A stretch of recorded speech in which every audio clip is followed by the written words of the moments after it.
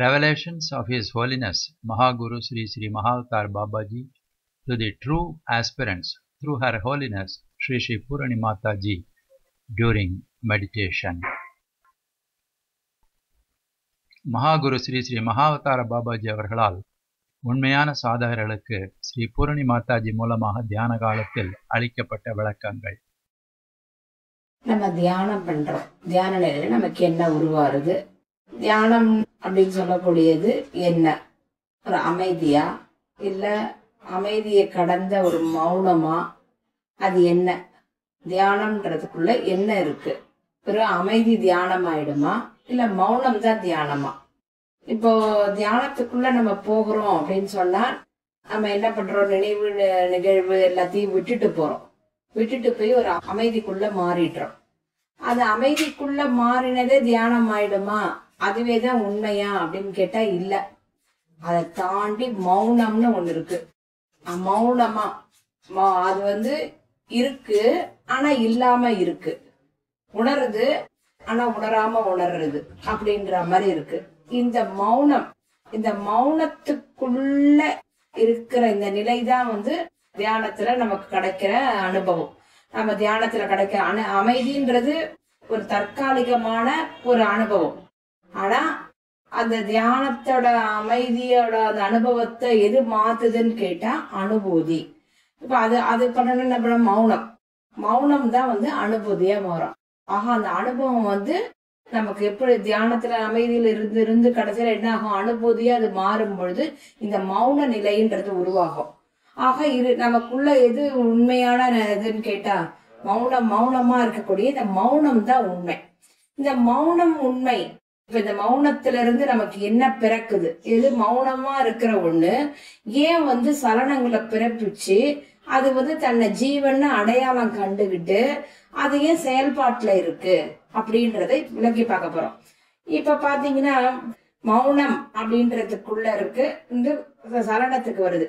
சலனத்துக்கு வரும்போது ஜீவனுக்குள்ள என்னெல்லாம் இருக்கும் அப்படின்னு பார்த்தா நினைவு, நிகழ்வு, உணர்தல், வெளிப்பாடு, இது எல்லாம் சேர்ந்த ஒரு தன்மைய அனுபவம்னு ஜீவன் எடுத்துக்கும். இதெல்லாம் இந்த நினைவு, நிகழ்வு, உணர்தல், வெளிப்பாடு இதெல்லாம் சேர்ந்தத அனுபவம். ஆக ஜீவன் ஒவ்வொரு என்ன நினைக்குது? அந்த அனுபவத்தை நோக்கி அந்த அனுபவத்தோட உணர்ந்துக்கிற தன்மை தான் ஜீவன். அந்த அனுபவத்தை உணர்ந்துக்கும் பொழுது ஒரு நிறைவு ஏற்படுத்துதுன்னா அதுக்கு நாளடைவுல அது நிறைவு சக்தியா மாறிடும். அந்த ஜீவன் ஒரு நிறைவான ஒரு பூரணமான ஒரு சக்தியா மாறிடும். அதுக்கப்புறம் அதுக்கு தேடுதல்களும் தேவையும் இல்லை. ஆனா அது ஏன் நிறைவான ஒரு பூரணமான தன்மையை அடைய முடியலன்னா இந்த அனுபவத்தை இது ஜீவன் என்ன பண்ணுது? மாத்தி உணர்ந்துக்கிற தன்மையை எடுத்துக்குது. அதுக்கு காரணமா இருக்கிறதுலாம் என்ன அப்படின்னு பார்த்தா இப்ப நினைவுன்றது கூட எதெல்லாம் சம்பந்தப்பட்டிருக்கும் அப்படின்னு பார்த்தா புறக்கரணங்கள், கண், காது, மூக்கு எல்லாம் சொல்றோம் இல்லையா? புறக்கரணங்கள், வெளியில இருக்கக்கூடிய வெளி இந்திரங்கள். அடுத்து நினைவுக்கு அப்புறம் நிகழ்வு உருவாகுது. நிகழ்வு உருவாகிறதுக்கு காரணமா என்ன இருக்குன்னு பார்க்கும் பொழுது அந்த இடத்துல அந்த கரணங்கள் உள்ள இருக்கக்கூடிய சித்தம், புத்தி, அகங்காரம். அடுத்து பாத்தீங்கன்னா உணர்தல் அப்படின்ற ஒண்ணுல ஆணவம், கண்மம், மாயைன்ற மலங்கள் வருது. அடுத்து அதனுடைய வெளிப்பாடு, இதெல்லாம் சேர்ந்த ஒரு வெளிப்பாட்டு தன்மைய கூடியதான் ஜீவன் உணருது. உணரும் பொழுது தன்னை அது முழுமையா உணர்ந்துக்க முடியறது இல்ல. அதனால என்ன பண்ணுது? இதெல்லாம் சேர்ந்து குணங்களா மாறி இது எப்படி இந்த பார்த்தல், கேட்டல்ன்ற இது வழியா புலன்கள் வழியா இயங்கி புலன்களை இயங்குறதுக்கான உணர்வை உள்ளுக்குள்ள இது வினை. நினைவுன்ற எதுல உருவாகுதுன்னா வினையில உருவாருது. அடுத்து பாத்தீங்கன்னா நிகழ்வுன்ற எதுல உருவாதுன்னா விதியால உருவாருது. வினையும் விதியும் சேர்றதுனால இந்த ஜீவன் என்ன ஆகுது? தனக்கு நிகழக்கூடிய தன்னுடைய உணர்தல் வழியே வெளிப்படக்கூடிய அனுபவங்கள் என்ன பண்ணுது? அத துன்பம்னு நினைக்குது. ஆக ஒரு விஷயத்த நம்ம எப்படி உணர்ந்துக்கிறோம் அப்படின்னா நமக்கு இருக்கக்கூடிய வினை பதிவுகள், ஏற்கனவே இருக்கக்கூடிய வினை பதிவுகள் வழியா அதை விதிவசத்தால் அதை செயல்பட வச்சு அததான் நினைவுன்னு சொல்றோம், நிகழ்வுன்னு சொல்றோம். இப்ப நினைவுன்றது என்னன்னு கேட்டா வினை, நிகழ்வுன்றது எதுன்னு கேட்டா விதி. வினை இருக்கிறதுனாலதான் அந்த விதி வேலை செய்யுது. விதி வேலை செய்யறதுதான் ஜீவன் தன்னை உணர்ந்துக்கிறதுல மாற்றத்தை ஏற்படுத்துது. மாற்றம்ன்ற ஒரு குணம் உருவானதுனாலதான் இது என்ன பண்ணுது? தன்னுடைய முழுமையான உணர்தல் சக்தியை இழந்துடுது. அப்ப அதோட வெளிப்படத்துக்கு என்ன தெரியும்? துக்கமா தெரியும். ஆக வாழ்க்கையில ஒரு துக்கம்ன்றது எப்படி உணர்றோம்ன்றது இப்ப இது புரியும். அடுத்து பாத்தீங்கன்னா இந்த அந்த கரணங்கள் புறக்கரணங்கள்னு இதுக்குள்ளுக்குள்ள இந்த மாதிரி எல்லாம் இருக்கு. இப்ப மாற்றத்தை எங்க ஏற்படுத்தணும்? இப்ப நம்ம இதெல்லாம் சொல்றோம், இதுல இந்த மாற்றத்தை எங்க ஏற்படுத்தணும்னா, இப்ப நமக்கு ஆதாரமா உடல்ன்றது நமக்கு ஒரு ஆதார சக்தி, அவ்வளவுதான். உடல் வழியா நம்ம ஒரு ஆதார சக்தியா செயல்பட்டு இருக்கோம். நமக்குள்ள இருக்கக்கூடிய ஆதார சக்தி உடல் வழியா வேலை செஞ்சுட்டு இருக்கு. இப்ப நம்ம எப்படி இதை மாத்தணும் அப்படின்னு கேட்டா, முதல்ல உடல்ன்றது மனம்ன்றதோட இணைஞ்சு இப்ப செயல்பட்டு இருக்கிற ஜீவனை தனியா பிரிக்கணும். தனியா பிரிச்சு என்ன பண்ணணும்? இத உடல்ல இல்ல, மனதுல இல்ல அப்படின்றத உண்மைய உணர வைக்கணும். அப்ப மனம்ன்றது ஒண்ணு இல்ல அப்படின்னு சொன்னா அந்த உணர்தல்ன்ற ஒண்ணு உணர்வா மாறணும்.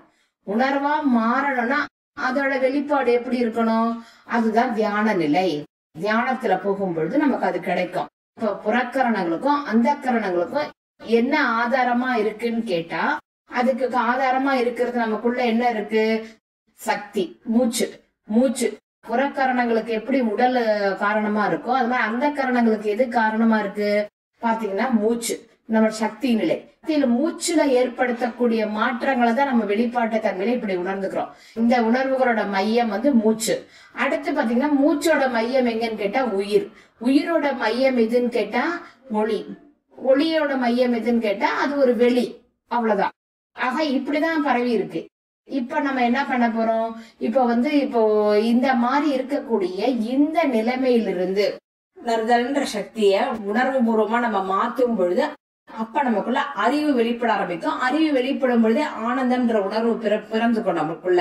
இப்ப நினைவு, நிகழ்வு, உணர்தல், வெளிப்பாடு, இந்த நாளையும் ஏற்படக்கூடிய அனுபவத்தை ஒரு பிறந்த குழந்தைகிட்ட நம்ம எதிர்பார்க்க முடியுமான்னு கேட்டா அதுவும் ஒரு ஜீவன் தான். ஒரு ஜீவன் தன்னை புதுசா இந்த உலகத்துக்கு வந்திருக்கு. இப்ப ஒரு பிறந்த குழந்தைகிட்ட போய் நினைவு இருக்கான்னு கேட்டா இல்ல. ஆனா வினைன்ற ஒண்ணு உண்டு. அது எவ்வளவு இருக்கு? அதனுடைய வினைப்பதிவு எடுத்துதான் அந்த ஜீவனா இங்க வந்திருக்கு, பிறந்திருக்கு. அடுத்து அது செயல்பாட்டுக்குள்ள நிகழ்வுக்குள்ள வரும்போது அதுக்கு விதி உண்டான்னு கேட்டா அதுக்கு விதி உண்டு.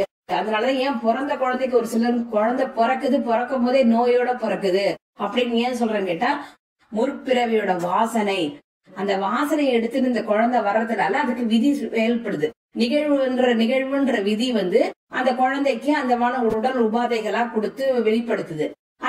அந்த உள்ளுக்குள்ள இருக்கக்கூடிய அந்த ஜீவனா இருக்கக்கூடிய அந்த உணர்தல்ன்ற சக்தி வழியா இருக்கக்கூடிய அந்த இதை எப்படி வெளிப்படுத்திக்கணும்னா, குழந்தையா இருக்கும்போது குழந்தைங்களுக்கு அவ்வளவு உணர்தல் கிடையாது. உணர்தல்ங்கிறது மட்டா இருக்கும். ஆனா அது சூழ்நிலை ஜாயிண்ட் கர்மா வழியா மத்தவங்களுக்கு அந்த அனுபவத்தை ஏற்படுத்துறதுக்காகவும் இந்த மாதிரி பிறக்கும். இது கொஞ்சம் கொஞ்சமா என்ன ஆகுது? கொஞ்சம் கொஞ்சமா வளர பிறந்த குழந்தையில இருக்கக்கூடிய அந்த வினையோட செயல்பாடு விதிவசமா மாறாம இன்னும் கொஞ்சம் கொஞ்சமா மனம் வழி செயல்பட ஆரம்பிக்கும் பொழுது என்ன ஆகுதுன்னா, வளர வளர வளர இந்த மனம் வளர ஆரம்பிக்குது. இந்த குழந்தைக்கு இன்னும் நல்லா மனம் கொஞ்சம் வளர்ந்த ஆணவம், கண்மம், மாயை அப்படின்றது இந்த மலங்களும் சேர ஆரம்பிக்குது. சித்தம், புத்தி, அகங்காரத்துல மாற்றம் ஏற்படுது. அந்த கரணங்களுக்குள்ள இதெல்லாம் மாற்றம் ஏற்படுது. அப்ப என்ன ஆகுதுன்னு கேட்டா, இந்த குழந்தையோட செயல்படக்கூடிய சக்தி இப்ப என்ன ஆகுது? உடல் வழியா மாறி போயிடுது. ஒரு குறிப்பிட்ட நிலைக்கு மேல உள்ளுக்குள்ள ஆதார சக்தியோட இணைஞ்சிருந்த அந்த உயிர் சக்தி, அதாவது நமக்கு உள்ளுக்குள்ள 3 ஆதார சக்தியா எங்க இருக்கு?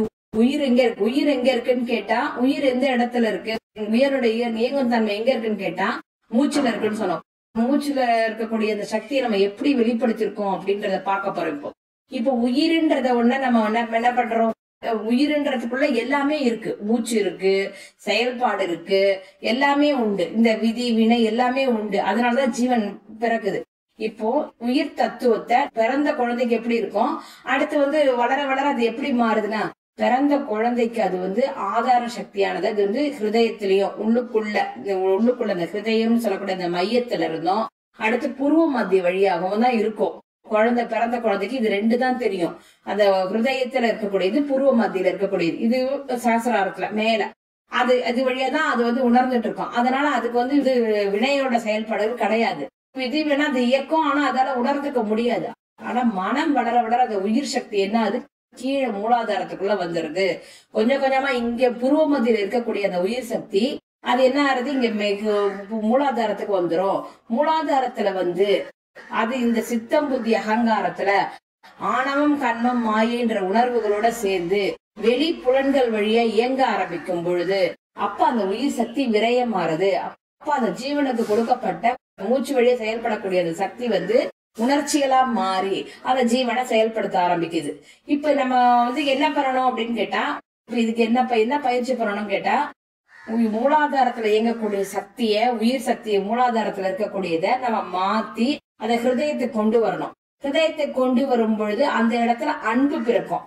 இது எப்படி உணர்ந்துக்கிறதுன்னு கேட்டா, ஒருத்தரை பாக்குறோம், ஒரு செயல் நம்ம என்ன உணர்ந்துக்கிறோம், செயலுடைய தத்துவத்தை எப்படி உணர்ந்துக்கணும்னா அதனுடைய வெளிப்பாடு, அதுல இருக்கக்கூடிய அன்பு, அந்த அன்பை மட்டும் உணர்ந்துக்கும் பொழுது அப்ப ஹிருதயத்துக்குள்ள அந்த மையம் வந்துடும். ஹிருதயத்துல அது அந்த அன்போட வெளிப்பாடு வரும். அப்போ குணங்கள் மாறும்.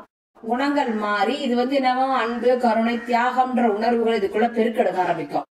வினை விசத்தால இருக்கக்கூடிய குணங்களுடைய செயல்பாடு இருக்காது. கோபம் பொறாமை ஆத்திரம் இதெல்லாம் கீழான நிலையிலேயே இறங்கி போயிடும். இப்ப இது ஹிருதயத்துக்கு வரும்போது அது என்னது அன்பு கருணை தியாகம்னு வருது. இது நமக்கு என்னன்னு கேட்டா, இது நம்ம அந்த அனுபவம், இந்த அனுபவம் நமக்குள்ள என்ன மாற்றுது, உள்ளுக்குள்ள அந்த உணர்வு சக்தியை மாற்றுறது. அடுத்து பாத்தீங்கன்னா அனுபவம் நமக்கு உள்ளுக்குள்ள அனுபூதியா மாறுறதுக்கு எங்கன்னு கேட்டா புருவ மத்தியில தான். புருவ மத்திக்கு வரும்பொழுது அது என்ன ஆறுது, அதுக்கு குணங்களே இல்ல, குணங்கள் கிடையாது, ஆனா அது செயல்படும், ஆனா குணங்கள் இல்லாம செயல்படும். அடுத்து இன்னும் அதை தாண்டி போகும்போது பாத்தீங்கன்னா அது கூட இல்ல, குணங்களும் இல்ல, எதுவுமே இல்ல, அது ஒரு நிர்சலனம் இல்லாத ஒரு சக்தியா மாறிடும். ஆக இந்த மாதிரி இருக்கக்கூடிய ஒரு ஜீவன் தன்னைத்தானே குறுக்கி குறுக்கி குறுக்கி உள்ளுக்குள்ள கொண்டு போகணும். உள்ளுக்குள்ள அப்ப ஜீவன் அடையக்கூடிய அனுபவங்களை எப்படி மாத்தணும், பாசிட்டிவா மாத்துங்க, நல்ல எண்ணங்களை நினைங்க, எல்லாத்துக்குள்ளயும் அந்த வெளிப்பாட்டு தன்மையை மட்டும் பாருங்க. அதுல ஜட்ஜ்மெண்ட் பண்ணாதீங்க, கம்பாரிசன் பண்ணாதீங்க. இதெல்லாம் ஏன் சொல்றாங்கன்னா உள்ளுக்குள்ள இருக்கக்கூடிய அந்த கரணங்கள் வழியா செயல்படக்கூடிய நிலை இதுதான் உங்களுக்கு புலன்களா மாறி செயல்படுத்துது. சரி, இதெல்லாம் தத்துவத்தை நம்ம எத்தனை சொல்லினாலும் எத்தனை நம்ம கேட்டாலும் நம்மளால எடுத்துக்க முடியாது. சரி, இப்ப இங்க பிராக்டிக்கலா என்ன பண்ணணும், இங்க இந்த மாதிரி தத்துவமா இல்லாம இதை நான் நடைமுறைக்கு செயல்படுறதுக்கு எப்படி செயல்படுத்தணும் அப்படின்னு கேட்டா, இப்ப இந்த நினைவுன்னு சொல்லக்கூடியது எதோட சம்பந்தம், ஒண்ணுத்துக்கு சம்பந்தம் இருக்கு. இப்ப நினைவுன்னு சொல்லக்கூடியது எப்படி நமக்கு வினைன்னு சொல்றோமோ, அந்த வினைன்றது எது வழியா சம்பந்தப்பட்டிருக்கு, நம்முடைய வினைன்றது நம்ம சித்தத்துல சம்பந்தப்பட்டிருக்கு. சித்தம்ன்றது எது, சித்தத்துக்குள்ள எது நிறைஞ்சுன்னு கேட்டா இந்த பார்த்தல் கேட்டல்ன்ற உணர்வுகளுடைய சக்தியோட ஆதிக்கம் அதுல நிறைய இருக்கும். உதாரணமா இப்ப இப்படி சொல்லிருக்காங்க, இப்போ ஒரு கண்களை மூடி ஒரு பெரிய பாறாங்கல்ல நல்லா அப்படி தூக்க முடியாம தூக்குறத நினைச்சு பாருங்க அப்படின்னு சொல்றாங்க. அப்ப என்ன பண்றோம், நம்ம உடனே என்ன பண்ணுவோம், கண்ணை மூடி இந்த பாறாங்கல்ல உருவகப்படுத்தி இப்ப என்ன பண்றோம், அந்த பாறாங்கல்ல தூக்குறோம், அப்படியே வெயிட்டா இருக்கு, அப்படியே தூக்குறோம், இன்னும் மூச்சு அழுத்தி இன்னும் நான் தூக்குறேன் அப்படின்ற ஒரு உணர்வை ஏற்படுத்துறேன். இப்ப என்ன ஆகுது, மூச்சுல அதிக பிரஷர் கொடுக்குறோம், பிரஷர் கொடுத்து அந்த செயலை நம்ம செஞ்சுட்டு இருக்கோம். இப்படிதான் நமக்கு நிகழக்கூடிய நிகழ்வுகள். சித்தம்ன்றது எங்கன்னு கேட்டா, உன்னை உணர்ந்த உடனே எது பாறாங்கல்னு இப்ப அதே மாதிரி அப்ப விழாக்கள்னு ஒண்ணு சொன்னாங்க, அது இப்ப விழாக்கள்ல தூக்குற மாதிரி நினைச்சு பாருங்கன்னா, இப்போ என்ன சித்தத்துல அது தெரியாது.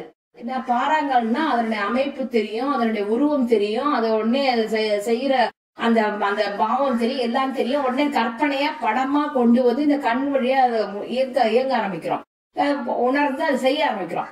இது இப்ப விழாக்கள்னு சொன்னி அது ஒண்ணு புரியாத ஒரு வார்த்தையா சொன்னாங்கன்னா நமக்கு புரியாது. அப்படின்னா என்னன்னு நம்ம தேட ஆரம்பிக்கிறோம். ஆக சித்தம்ன்றது எங்க தொடர்பு கொண்டு இருக்குன்னா, இந்த கண்ணு காது முக்கியமா எதோட தொடர்பு இருக்குன்னா சித்தத்துல தொடர்பு கொண்டு இருக்கு. இந்த சித்தத்துல தொடர்பு கொண்டிருக்கிற இந்த நிலையை நம்ம கட் பண்ணணும். முதல்ல நமக்கு எதை கட் பண்ணணும்னு கேட்டா, முதல்ல பார்த்ததையும் கேட்டதையும் கட் பண்ணணும். இந்த மாதிரி உள்ளுக்குள்ள ஒரு புலன்களை எப்படி நம்ம வெளியேற்ற செய்யறது, அது வழியா பரவக்கூடிய சக்தியை நம்ம எப்படி வெளியேற்றுறதுன்னு கேட்டா, இதுல கண்ணுக்கு முக்கிய பங்கு உண்டுன்றதுனால கண்ணுதான் முதல்ல மெயின் பாயிண்ட். அத கண்ணை உணர்ந்ததை இப்படி பார்க்கணும். இப்ப இந்த புரியாத ஒன்ன சொல்லும் போது தடுமாறுறோம் இல்லையா, அப்ப அதுக்கு சக்தி எனர்ஜி எங்க இல்ல, தேடுறோம், என்ன இருக்கும்னு தேடுறோம். அப்படின்னா என்ன இருக்கும், அதுல பெருசா கனமா இருக்குமா லேசா இருக்குமா, அது என்ன தன்மையுடையதுன்னு தெரியல, அது என்னுடைய அமைப்பு எப்படின்னு தெரியல, ஆனா அதை எப்படி நான் எனக்கு கொண்டு நான் அதை இயங்குறது அப்படின்னு யோசிக்கிறோம். அதனால இந்த சித்தத்துக்குள்ள இருக்கிறது நமக்குள்ள இந்த மாதிரி பாத்தீங்கன்னா நிறைய நினைவுன்றது எது வழியா பதியுதுன்னு கேட்டா இந்த பார்த்தல்ன்ற வழியா நிறைய பார்த்தல் கேட்ட வழியா நிறைய பதிஞ்சிருக்கு. ஒரு புறக்கரணங்களையும் அந்த கரணங்கள்ல மாற்றத்தை ஏற்படுத்தணும் அப்படின்னா புற வழியா உணர்ந்த அந்த உணர்வை வந்து மாத்தணும். இதுதான் கண் பயிற்சி அப்படின்னு சொல்லிட்டாங்க. கண்களுடைய பயிற்சியில பாத்தீங்கன்னா இதுக்கு நம்ம என்ன பண்ணணும் அப்படின்னு கேட்டா, இப்ப புரியாத ஒண்ணுக்கு நம்ம திணறோம். அப்ப சித்தத்துல ஒரு அமைதியை ஏற்படுத்தணும். என்ன பண்ணணும்? கண்ணோட இயங்குற தன்மை நிறுத்தணும். சித்தத்துக்குள்ள அமைதி உருவாட கண்ணோட இயங்குற தன்மை நிறுத்தணும். அப்ப கண்ணோட இயங்குற தன்மை எப்படி நிறுத்துறது அப்படின்னு கேட்டா, இதுதான் இந்த பயிற்சி இருக்காங்க. கண்ணோட வெளியில கொண்டு போது மூச்சை வந்து இன்ஹேல் எக்ஸேல், அந்த கருவிழியை மட்டும் அசைச்சு இன்ஹேல் எக்ஸேல் நகர்த்திட்டு அதுக்கப்புறம் அப்படியே ஒரு மையத்துல கொண்டு போய் மேல புருவ மத்தியில உணர்ந்துட்டு இருக்கிற மாதிரி சாம்பவி முதிராக கண் மூடி பண்ணும்பொழுது பாத்தீங்கன்னா உங்களால வந்து ஒரு எண்ணத்தை தொடர்ந்து வர்ற எண்ணத்தை அதிகமா உடனே நினைச்சு இந்த பார்த்தல் கேட்டல் வழியா கற்பனையான அந்த காட்சியை நினைக்க முடியாது. இந்த மாதிரி இது மட்டும் இல்ல, இந்த பயிற்சி எல்லாம் செய்யும் பொழுது உள்ளுக்குள்ள இருக்கக்கூடிய அந்த நினைவுன்னு சொல்லக்கூடிய அந்த பதிவுகள் அழிய ஆரம்பிச்சிடும். அதுக்கு வந்து அந்த அளவுக்கு பிரஷர் தேவைப்படாது. மூச்சுல அந்த அளவுக்கு கற்பனையோட இது தேவைப்படாது. மனம் வந்து இயங்க ஆரம்பிக்காது. மனம் இயங்க ஆரம்பிக்காத சித்தம் வந்து அமைதியாகும். சித்தம் அமைதியாகும் பொழுது பாத்தீங்கன்னா அதுக்குள்ள அந்த அமைதியிலிருந்து ஒரு மௌனம் பிறக்கும். மௌனம் பிறக்கும் பொழுது பாத்தீங்கன்னா நமக்கு மௌனத்து வழியா உணர்தல்ன்ற புரிதல் நமக்கு நிறைய கிடைக்கும்.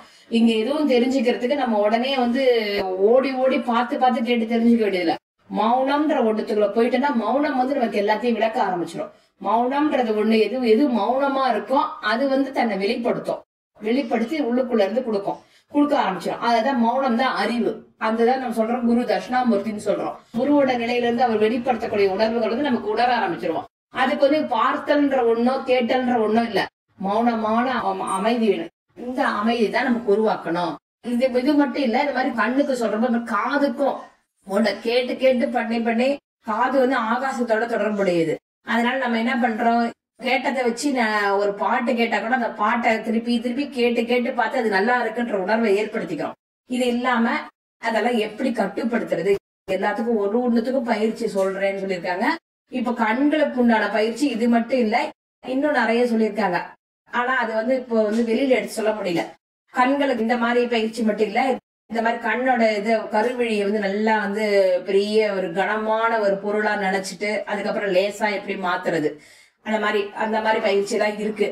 ஆனா அது வந்து இப்போ வெளியில சொல்றக்கூடிய அளவு வரல. அதனால அது வேண்டாம். இந்த பயிற்சி மட்டும் செஞ்சா போறோம். இது மாதிரி இப்படிதான் அதாவது உள்ளுக்குள்ள இருக்கக்கூடிய ஜீவன் வந்து இந்த நினைவு, நிகழ்வு, உணர்தல், வெளிப்பாடு இதனால உணரக்கூடிய ஒண்ண எப்படி அனுபவம்னு சொல்லுதோ அந்த அனுபவத்தை ஜீவன் எப்படி உணர்ந்துக்கணும், ஒவ்வொன்றத்தையும் பார்க்கும் போது எதை பார்க்கணும் இப்படின்றத உண்மையை புரிஞ்சுக்கிட்டு நம்ம செயல்பட ஆரம்பிச்சோம்னா நமக்கு எல்லாமே தெரிய ஆரம்பிக்கும். அதனால எல்லாமே சாத்தியம், எல்லாமே வந்து உணர்வு பூர்வமானது. உயிர்நிலையோட தத்துவங்கள், உயிர் வந்து எப்படி எந்தெந்த இடத்துல மையமா கொண்டு இருக்கு, அதாவது உயிர்ன்றது ஒரு சக்தி தான், அதனுடைய மையங்கள் இருக்கு. இந்த மெயின் இது இருந்தாலும் அதோட பிரான்சஸ் இருக்கிற மாதிரி நமக்கு அது வந்து எப்படி இருக்கு இதெல்லாமும் சொல்லியிருக்காங்க. அதெல்லாம் நாடிகள் வழியா சொல்லக்கூடியது. அது வந்து வெளியில கொண்டு வந்து சொல்ல முடியல. அதாவது இதுதான் உண்மை.